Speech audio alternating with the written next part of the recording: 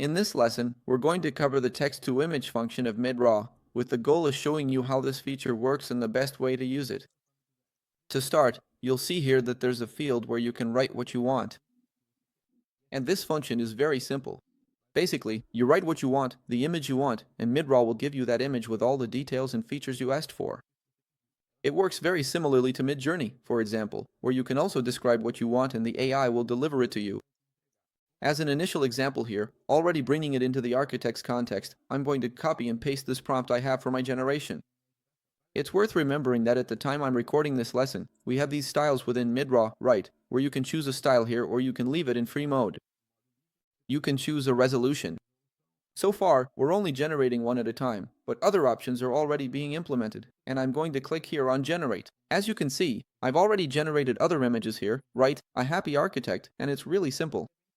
I send it here to generate, and it's like having a conversation with the artificial intelligence. It will deliver the result of what I asked for.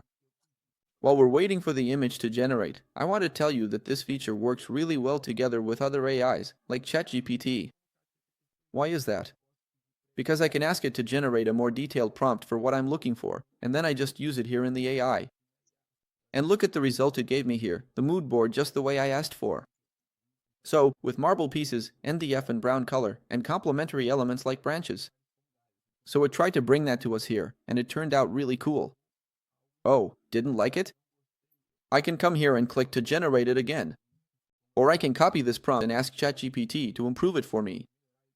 I'll do it here, look, copy and paste it here. Taking advantage of this, I'm going to ask it to create a prompt for me about a house in the countryside. Look, so this is the result that ChatGPT generated. I'm going to ask it here to generate my countryside house. Here, at first, we're going to use the free format, but I'll show you the other formats in a bit. I'm not going to focus on showing you all of them, because we're adding more image formats here in Redraw. So it might be that by the time you're watching this lesson, there are already 40 formats inside Redraw. And this feature here is very flexible. It's really up to you to test it out and see what works best for you, what fits your projects better. So look at what it gave me here. It came up with something more like a caricature, and I'm going to try to get something more realistic here. So here, a more realistic house. Imagine this applied to all sorts of contexts.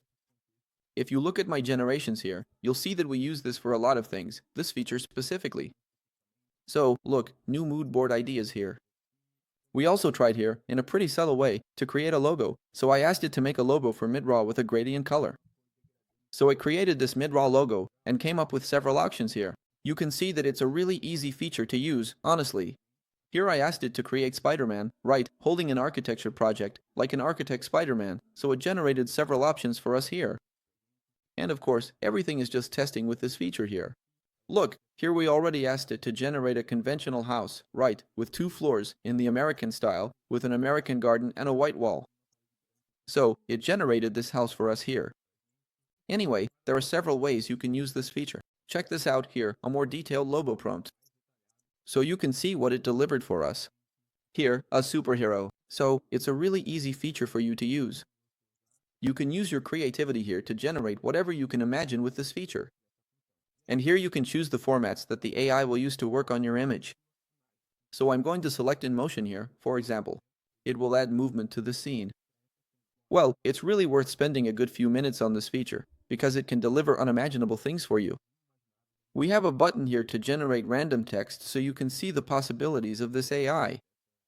We're adding more texts here, but the idea is for you to understand everything you can do here. So, we'll be able to create everything from caricatures, right, and the more you detail the person in the caricature, the cooler your result will be. You can make mood boards, bringing it into architecture, you can create interiors, you can design bedrooms, living rooms, and so on.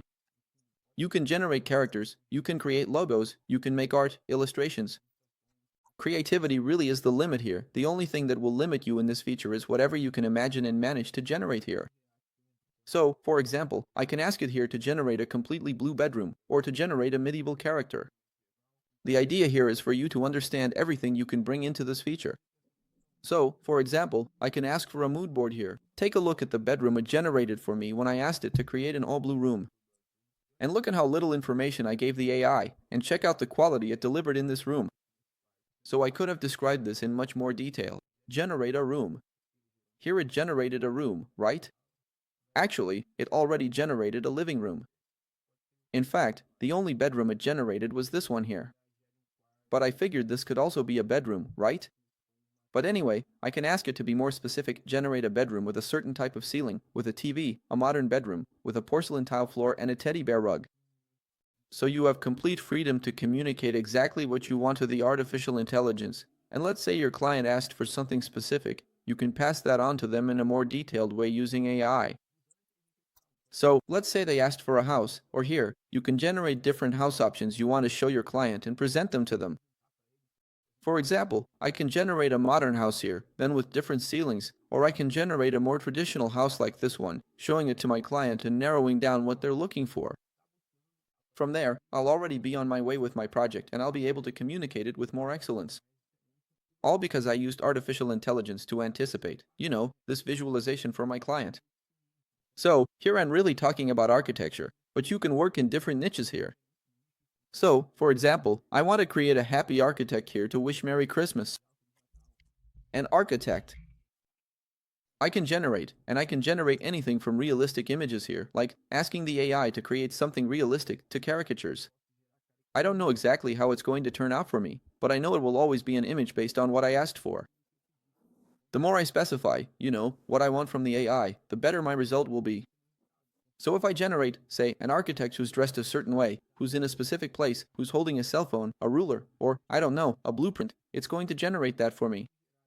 So here, well, what I asked for didn't turn out that great, but just look at this tool's ability to create realistic things where we can't even tell if they were made by AI or not. So really, make the most of this feature, use it a lot, because it's something that can help you in your daily work in many ways and can be your ally from the start to the finish of your project.